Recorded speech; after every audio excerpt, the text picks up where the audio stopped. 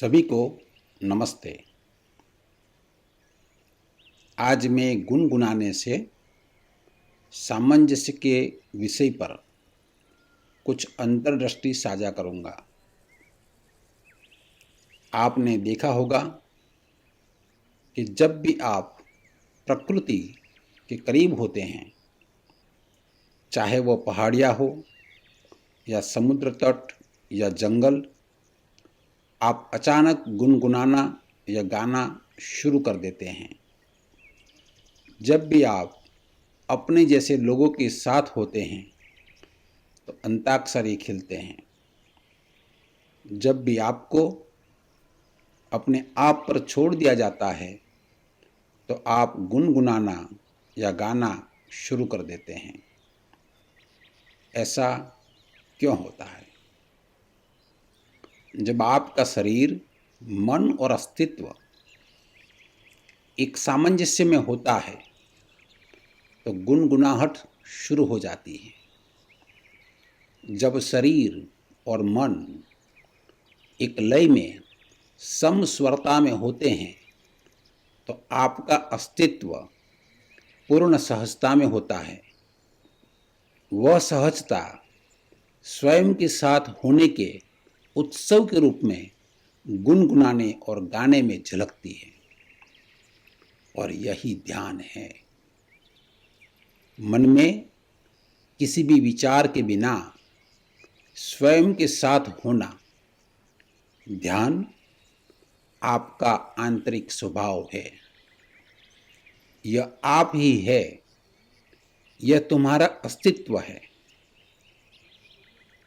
घंटारों की गूंजती आवाज़ों को सुनना एक सामंजस्यपूर्ण गुनगुनाहट की याद दिलाता है।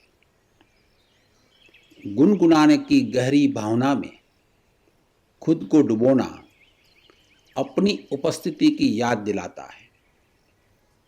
गुनगुनाना न केवल ध्यान में प्रवेश करने का, बल्कि स्वयं के भीतर सामंजस्य प्राप्त करने का भी चमत्कारी तरीका हो सकता है।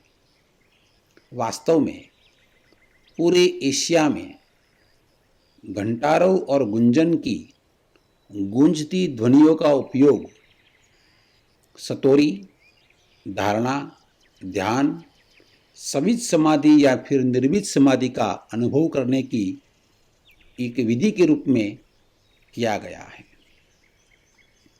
तनाव और चिंता, प्रतिस्पर्धा और महत्वाकांक्षा के आधुनिक माहौल में जहां आराम और विश्राम लुप्त हो गए हैं, गुनगुनाना सामंजस्य को हासिल करने का एक उपयोगी साधन हो सकता है।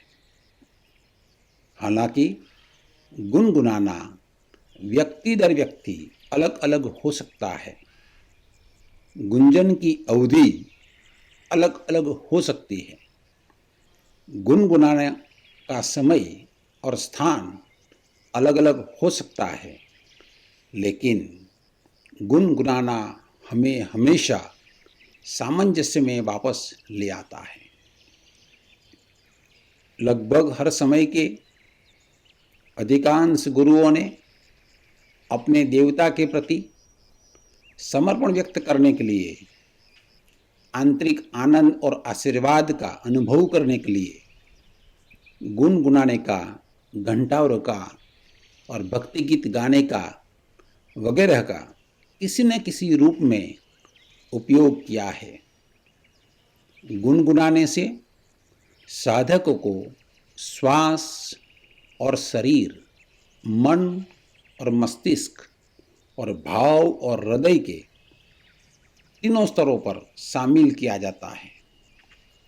यह स्वयं को अभिव्यक्त करने के पर्याप्त अवसर देता है, भावनात्मक सफाई प्रक्रिया को सक्षम बनाता है, साधक के अदृश्य शरीर आंतरिक चक्र को सक्रिय करता है और अंततः साधक को कुछ न कुछ करने की वृत्ति से विश्राम की ओर ले जाता है। ऐसा करने से व्यक्ति स्वाभाविक रूप से स्वयं के प्रति जागरूक होता है, स्वयं का साक्षी होने में आसान होता है। वास्तव में गुंजन ध्वनि, जिसे पूर्वी योगी नाद कहते हैं, अस्तित्व ब्रह्मांड की ध्वनि के बहुत करीब है। जब हम एकांत मौन में चले जाते हैं या खुद को ऐसे स्थान पर सीमित कर लेते हैं जहां शोर शराबा नहीं है, तो अचानक हमें अस्तित्व की ऐसी गुंजन ध्वनि सुनाई देने लगती है। अंतरिक्ष में जाने वाले अंतरिक्ष यात्री अस्तित्व की ऐसी गुंजन ध्वनि अक्सर सुनते हैं। यह नाद आपके आंतरिक कानों द्वारा सुनाई देने वाली ध्वनि है और आपको अपने दिल की धड़कनों और नाभि में अपनी जड़ों को महसूस करने के लिए प्रेरित करते हैं, जिसे पूर्वी योगी अनाहत नाद कहते हैं। इसलिए गुनगुनाने की प्रवृत्ति आपको निसर्ग, प्रकृति की ओर प्रेरित करती है। जैसे जैन मास्टर की तरह आपके मूल चेहरे से रूबरू कराती है। ओशो द्वारा रचित नाद ब्रह्म ध्यान में ऊ के रूप में गुंजन का प्रयोग किया जाता है। गुंजन ध्वनि को संस्कृत में नाद कहा जाता है और यह नाद आपको अपना ब्रह्म स्वरूप से मुखातिब होने को प्रेरित करती है। इसलिए गुंजन ध्यान को नाद ब्रह्म ध्यान का नाम दिया गया है। यह नाद गुनगुनाहट के माध्यम से आप अपना अस्तित्व की जड़ों तक पहुंच जाते हैं। गुंजन ध्यान के सर्वोत्तम प्रभावों के लिए बस यह सुनिश्चित करें कि एक गहरी सांस लेने के बाद पूरी सांस छोड़ते समय लगातार गुनगुनाते रहें। गुंजन ध्यान, नाद ब्रह्म ध्यान गुंजन ध्वनि पर आधारित है, जिसे पारंपरिक रूप से पूर्वी योगियों द्वारा भ्रामरी प्राणायाम के नाम से जाना जाता है।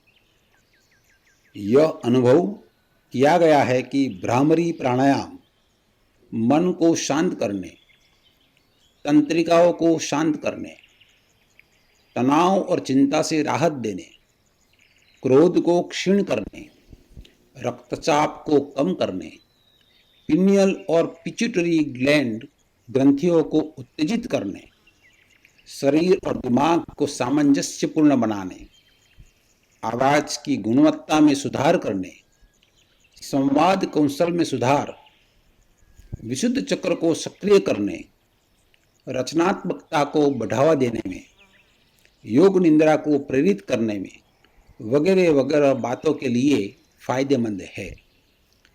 इन सब बातों को पार्श्व लाभ के रूप में समझना चाहिए। हम सत्य और आत्मज्ञान के साधक अपने स्वरूप को, जिसे ज़ेन गुरु हमारा मूल चेहरा कहते हैं, उसे जानने के लिए गुंजन ध्यान, नाद ब्रह्म ध्यान का सहारा लेते हैं। मैंने गुंजन ध्यान, नाद ब्रह्म ध्यान को न केवल ऊर्जावान और प्रभावी पाया, बल्कि अभिव्यंजक, रेचक, सुखदायक, मौन की ओर ले जाने वाला भी पाया है। यह हमारे सभी दृश्य और अदृश्य पांचों शरीरों, जैसे कि भौतिक शरीर, प्राणिक शरीर, मानसिक शरीर, विज्ञान शरीर और आनंद शरीर के प्रत्येक तंतु को छूता है। यह हमारे सभी 5 चक्रों, जैसे कि मूलाधार, स्वादिष्ठान, मणिपुर, अनाहत और विशुद्ध को सक्रिय करता है। यह हमारे दृश्य और अदृश्य शरीर में पूर्ण सामंजस्य लाता है। यह हमारे अस्तित्व की बहुत गहरी परतों के प्रति हमारी जागरूकता को विकसित करता है और खुद को ऊंचाई पर खड़ा एक दृष्टा के रूप में स्थापित करता है। सभी साधनाएं अपने वर्गीकरण के बावजूद स्वयं के साक्षी होने की ओर उन्मुख है, जिसे उपनिषद आत्मा की तुरीय अवस्था कहता है। गुंजन ध्यान, नाद ब्रह्म ध्यान का अभ्यास खाली पेट करना सबसे अच्छा है। हालांकि यह दिन के किसी भी समय किया जा सकता है, पर यह सुबह और देर रात में सबसे प्रभावी होता है, जब ध्यान भटकाने वाली आवाजें कम होती है और हमारी आंतरिक सूझबूझ तेज होती है। आदर्श रूप से गुंजन कम से कम आधे घंटे का होना चाहिए। उसके बाद 1/4 घंटे ऊर्जा देना और लेना करना चाहिए और फिर 1/4 घंटे मौन निरीक्षण करना चाहिए। जो साधक शुरुआती है या जिनके पास समय की कमी है, वे मध्यम अवधि के गुंजन ध्यान, नाद ब्रह्म ध्यान या लघु अवधि के गुंजन ध्यान, नाद ब्रह्म ध्यान का सहारा ले सकते हैं। वे आधे घंटे या 20 मिनट के होते हैं, जिनमें गुनगुनाने, ऊर्जा देना और लेना वाले और मौन निरीक्षण के चरण शामिल होते हैं। सोने से ठीक पहले या नींद से जागने के तुरंत बाद गुंजन ध्यान, नाद ब्रह्म ध्यान आपकी दिनचर्या में शामिल हो सकता है। मूलभूत बात यह है कि गुंजन ध्यान गुनगुनाते हुए स्वयं का अस्तित्व का स्वाद लेना और अपने मूल चेहरे के करीब जाना है। यदि इस प्रयोग के बाद साधक को नींद आ जाए तो यह बहुत उपयोगी है। गुंजन ध्यान की शुरुआत से पहले खाली पेट रहना और उसके बाद कम से कम 15 मिनट तक विश्रामपूर्ण रहना, निष्क्रिय रहना, दोनों स्थितियों का पालन किया जाना चाहिए। गुंजन ध्यान, नाद ब्रह्म ध्यान का प्रयोग करते रहें और जब तक आप अपने साक्षी स्वरूप के करीब नहीं आ जाते, तब तक इसे दैनिक दिनचर्या के रूप में अभ्यास करते रहें। ये विधियाँ जागरूकता के पौधे को जीवंतता के लिए जल सींचने का काम करती है। कही गई बात से स्वयं का अनुभव बेहतर है और जो आप प्रयोग करके महसूस करेंगे वह उससे भी कहीं बेहतर है। जिस भी तरीके से गुंजन ध्यान, नाद ब्रह्म ध्यान आपको उपयुक्त लगे, उसे आजमाएं। सुनने के लिए बहुत बहुत धन्यवाद।